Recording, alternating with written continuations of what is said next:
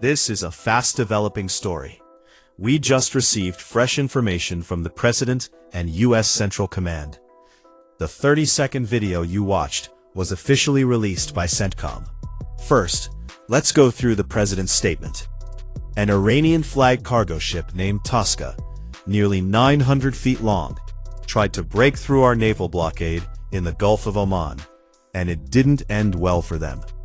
The U.S. Navy guided missile destroyer USS Spruance DDG-111, the ship whose deck you saw in the video, intercepted the Tosca and gave repeated warnings to stop.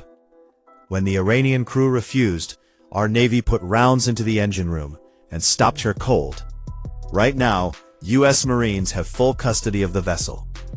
The Tosca has been under U.S. Treasury sanctions for years due to its history of illegal activity. We now control the ship and are inspecting what's on board. President Donald J. Trump. A few quick thoughts. I was initially surprised the Navy used the 5-inch gun so directly. There are standard procedures for vessel takedowns, but we don't have every detail yet. Let's break this down properly. This event happened on the heels of Friday's incidents. On April 18th, multiple ships were attacked in the Strait of Hormuz. The tanker Sanmar Herald was machine-gunned by IRGC gunboats. Then, the CMA-CGM Everglade was also hit. Later, a passenger ship reported projectiles landing in the water nearby. Clear pattern of Iranian aggression. Now, fast forward to April 19th on the blockade line. The Tosca tried to push through. Let me give you some details on the vessel. She's a 2007-built container ship from South Korea, 294 meters long, capable of carrying around 4,800 TEU. She's owned and operated by Iranian shipping lines, which is common because of the sanctions. The ship itself has been under OFAC sanctions since 2018. Its ownership, insurance, and operations are all flagged. In the past month, she had come from Shanghai via Singapore and was heading back toward Bandar Abbas, Iran. The pink line you see is the approximate blockade demarcation. The Tosca was doing 16 knots straight toward it when she was challenged.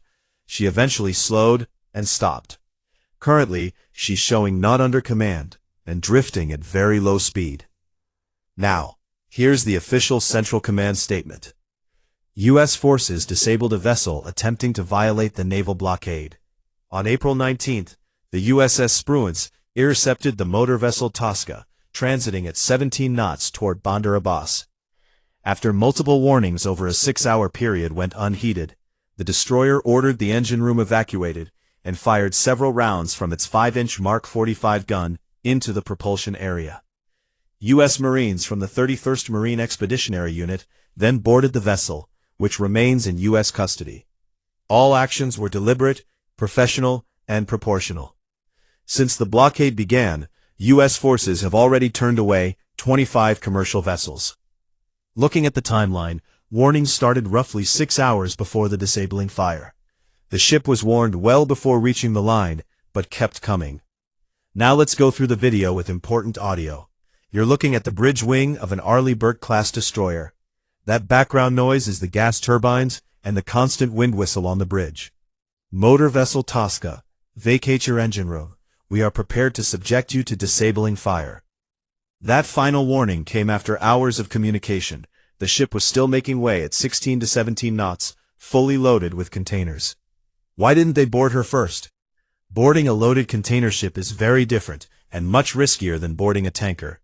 Containers create massive blind spots, and turning boarding teams into easy targets. After the tragic loss of 2 SEALs in the Red Sea during a boarding of a much smaller vessel, caution makes sense. You can hear the ship's whistle. That's the warning they're about to engage. Flares were also fired as a final signal. The engine room is located just aft of the superstructure, below the smokestack. That's exactly where they aimed. The Spruance then moved several miles off the starboard quarter and opened fire with the 5-inch gun. It's not the most precise weapon at that range, but effective. We saw at least 3 rounds fired. After the ship was disabled, Marines from the 31st MEU aboard USS Tripoli boarded her. Now questions remain. How do we handle this 80,000-ton disabled vessel? Towing it won't be easy. The U.S. had a fleet tug in Bahrain, but it was moved to Singapore earlier. Searching the containers at sea is almost impossible. We'll likely need to bring her into a suitable port. This action was a clear response to Iran's attacks on commercial shipping the day before. Tensions are rising fast. The ceasefire ends soon, and new U.S.-Iran talks are scheduled in Islamabad. We'll continue to monitor this situation closely. That's the full breakdown. I hope you found this useful. If you did, please subscribe, hit the bell, leave a comment, and share it. You can also support through Super Thanks or Patreon. Tomorrow, we drop our Week 7 recap, though this event happened right after filming, so we'll cover it in the next update. Till the next episode, stay safe out there.